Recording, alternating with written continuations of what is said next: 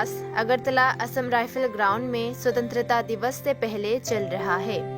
Tripura police के उच्चायुक्त और अन्य उपस्थित थे। तो कंग्रेचुलेट करना चाहूंगा और उम्मीद करूंगा कि इसी जोश से और इसी स्मार्टनेस से आगे के लिए परेड होगी। 2-3 छोटी टिप्पणियां हैं जो ध्यान रखने की बात है। एक, जब आप सैल्यूटिंग प्लेस के सामने से गुजरते हैं तो वो लाइन हमेशा स्ट्रेट रहे। द्वितीय, जब भी आप डिस्टेंस मेंटेन करते हैं उस पर ध्यान रखना है कि वो उतना ही रहे, कभी कम कभी ज्यादा ना हो। इस पर भी ध्यान रखना है कि जब आपकी सैल्यूटिंग होती है आपकी फिंगर्स साथ रहें, अलग नहीं।